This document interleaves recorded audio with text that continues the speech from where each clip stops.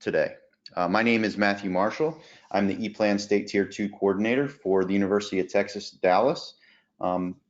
And I will be going over this information. If you would like some more information or have specific questions that are not answered during this webinar, please use my email address at m.marshall, M-A-R-S-H-A-L-L, @utdallas.edu, or you can use the Contact Us button provided on the tier2.erplan.net website.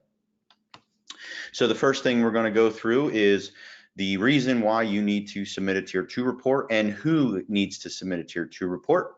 It is under 40 CFR Part 370.10, who must comply with hazardous chemical reporting requirements. It states that if you must have a SDS on site, if OSHA requires that, and you meet one of two criteria, you must submit a Tier 2 report.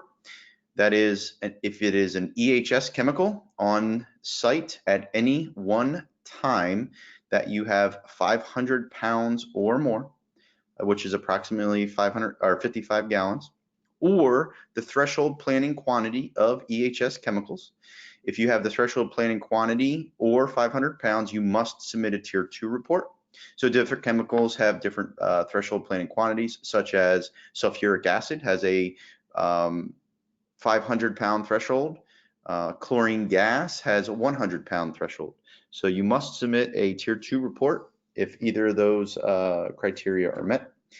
The second thing is the non-EHS chemicals, such as diesel fuel or any other type of chemical that's on site, and that is at 10,000 pounds or more, then you must submit a Tier 2 report. Now, there is a caveat in the law that states that you must check with your state LEPC and fire department for different amounts. Depending where you are located, you may have to submit for different amounts and how that reporting is. What I am going over today is specific to EPGRA and the states that use E-Plan for submitting Tier 2 reports. So first and foremost, our website, it's erplan.net, and you're going to go to the online Tier 2 e-submit page. You are Tier 2 submitters, facility managers, and business owners. You are not first responders at this point. So please use erplan.net and click on that. It's also Tier 2, the number 2.erplan.net. Either way, it'll take you to our main login page. What you can see here is our main login page. The Tier 2 filing for 2019 is open. It is due by March 1st at 11:59 p.m. your local time. The local time of the facility is when it is due. So that's at 11:59 on March 1st, and it must be submitted prior to that. As you can see, we have a couple more webinars out there, and we will get those moving along a little bit more too. So Friday, January 31st is our next one, and then February 14th and February 28th. New for this year, we have added a couple more states into using Tier 2 E-Plan. So we have added Alaska and Iowa. So if you are in Alabama, Alaska, Florida, Georgia, Iowa, Mississippi, Montana, New York, North Carolina, South Carolina, and Tennessee, you can submit using Tier 2 online with E-Plan, as well as several counties and Warren County, Ohio, and several counties in Virginia. Other things on this, under number 5, you can use the Contact Us button. Number 6 is the EPA state reporting requirements for the other states. And number 7 is a E-Plan online Tier 2 training video, which this webinar will be put up, and you can use that link there in order to get that information. So one thing we would like to stress is that if you have submitted or the company that you are working for has submitted in the past, please do not create a new account. We already have your account and your access ID, and we can forward that to you. If you are in Iowa, we have or Alaska, we have created your access IDs already. So please get with either the state or with us, and we can assist with giving you your access ID. So you will not have to create all the information that's in there. If you have forgot what your access ID is, which is usually a 5-digit, 6-digit number, you can click the Forget Access ID. If you are new to the position and you need to submit a Tier 2 report, please use the Contact Us button at the bottom of the page and send us an email using your company email address. We will not give out access IDs to anyone with a Yahoo, AOL, or Gmail account. So again, if you are completely new, then you can create an account. As we log in and move forward, this is our 2019 submission management page. The wonderful thing about ePlan is we can take our information from the previous year and then move it into the next year. So that's what you can do under the copy data in the center of the page. Also on the right, if you would like to import a zip or a T2S, XML file, those types of things, you will use the import file. And then if you want to retrieve your old data, as you can see, my access ID has data all the way back from 2010 to currently 2019. So moving forward, I would go in the center and copy my data from 2018 to 2019, and then I click copy data. Once I click copy data, the 2019 is ready to go. I'm able to click on 2019 and I'm brought into my filing home. Excuse me.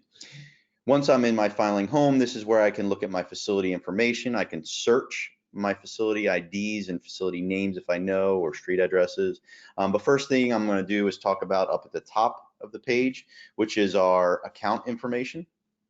Under the account information, this is where you can go in and you can edit your submitter name, as well as the password and email address. You can also add email addresses up to 5 that you would like this report to be sent to. That could be a boss or many other things along those lines. Also, under the information on here, we can edit our facility information. So what we're going to do is walk through an edit of a facility here. So I would click on the facility name, so ABC Chemical Company. And when I click on that information, it brings me to my 2019 filing year. So this is where I can change my name or company name if the company name has changed. I can also put in a fire district, a facility email, emergency 24-hour phone number. I can put in some facility notes stating in 2019, we no longer carry XYZ chemical as of June 1st, 2019. So you are able to put that in there. Also, we need to make sure our physical address is correct. And as we move forward, we're going to make sure that our mailing address and our location. We must make sure that our location is correct using our latitude and longitude lookup. So please click on the latitude and longitude lookup and make sure that it is a valid place and a valid latitude and longitude. This will assist with our first responders able to respond to your facility. We like to have the latitude and longitude at the front of the facility at the gate where the first responders are most likely going to go. So as they get this address, they're able to click on it and get directions directly to that position. Also, you have to make sure that the type of facility is correct, whether it's at 302, 311, 312, 313, or a CAA 112R, which is your RMP facility. So if you need more information, please click on the more information and we're able to give you that information. At the bottom, the submission, this is the person that is officially submitting the report. Maybe not the person that's writing the report, but the person that's submitting the report. So this is the person that is authorized in order to do this. And as you see at the bottom, the save and continue, you can continue on and go through this information.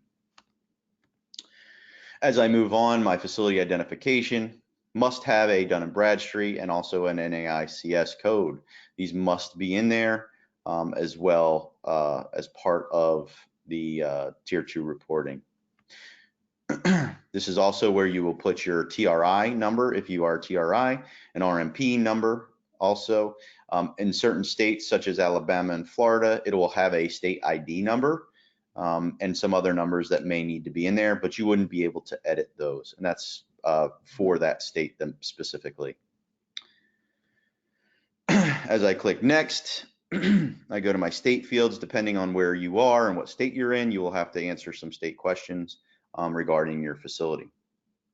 Under my documents and my document upload, this is where I can submit information such as a facility plan. There are some states now that are requiring some facility plans, so you must put that in here. Alaska being one of them, you must submit a site plan. So you have to do that, and this is where you would do it under the document uploads. As I move forward, I go into my contact information. This is where you have to have at least three contacts. You have to have an owner operator, an emergency contact, which has to have a 24-hour contact number, and a Tier 2 information contact. Now, just so you're aware, the emergency contact must answer the phone 24 hours a day, 7 days a week, and must be competent with the processes that are on that facility. Meaning it can't be the security guard unless the security guard is a chemist and knows everything there is to know about the chemicals that are on site. So that emergency contact must be someone that is familiar with the processes at your facility. As I move forward, I will put in my contact information. I will determine what type of phone number it is, and then I will determine what facilities that contact is with. So you can actually have the same contact on multiple facilities. You would just check the box along with the facilities that it needs to go along with. Now we will move into our chemical information. This is our chemical information page. Now, new this year, if you are doing a mixture, you leave the CAS number blank. So let me say that one more time. If you are doing a mixture, then you leave the CAS number blank. As you can see on here, the CAS number is blank when it comes to batteries, because the batteries are a mixture, and you would move into the mixture phase of this. As I scroll down under that information for batteries, I go into physical state, which is mixture, also a solid and liquid, and then I go into my physical hazards and health hazards. As I go through the physical hazards, I can copy the information from other chemicals, such as the batteries at other facilities. So I can just check the box there, click copy, and it'll automatically put everything in for me. My storage location, this is where I have to say the location, the amount, and where it is. I also have to do the maximum amount at that location, and I have to tell how much is in the container.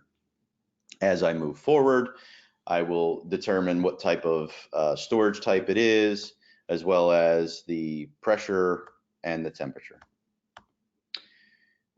Under the mixture components, this is where I will put in how much I have in there. It will give me my codes, which is under my select max code. So it'll give me a percentage in between. Now, what I can do is have more. It will give me a warning if I go above 100%, but it'll still allow you to continue on.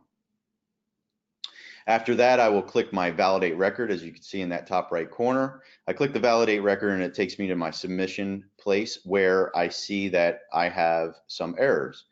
On this, I can click on my physical hazards specifically, and when I do that, it'll successfully update that specific chemical facility, and then I'm done with that.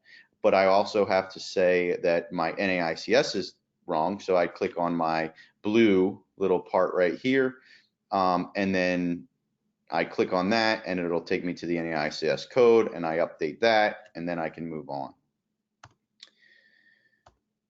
As I move forward, as you can see down here at the bottom, my cutting edge has passed all checks. So then I click on my update data to ePlan. Once I update my data to ePlan, it takes me into my submit facility information. You can see my validation status is passed on that test from North Carolina. I check the box and I click submit. Once I click submit, as you can see in the bottom left corner, I know it's very small, but that is the North Carolina Emergency Response Commission's Consolidated Annual Registration Form. It brings in the information and then you have to pay based on that. The top left corner is Florida's Consolidated Annual Registration Form, and you would do that to calculate there. On the right side, this is for the E-Plan payment for filing year 2019. This is for facilities that are in states that either don't collect a fee or don't have or haven't paid for the system. Iowa is free, so once you click submit on this page right here, you are done. Also, Alaska is free as well. So once you click submit, you don't have to do any more, as well as South Carolina, that is free as well. So once you submit and you're ready to go. All the other states you would pay a $25 fee. North Carolina and Florida, you will pay the state fee. All right, moving forward, I am moving on to questions now. I know that was kind of quick, but you'll be able to look at this information here on the video, as well as on erplan.net. When you click on the login page for the Tier 2 report, if you scroll to the bottom, there is a step-by-step PDF that goes through the facility and questions and answers on there, as well as this video will be available. For those of you with battery questions, I'm going to leave this up while I answer some questions. This is directly from Sissy Jacob with EPA, and that will give you that information as you need. So at this time, please go ahead and ask your questions.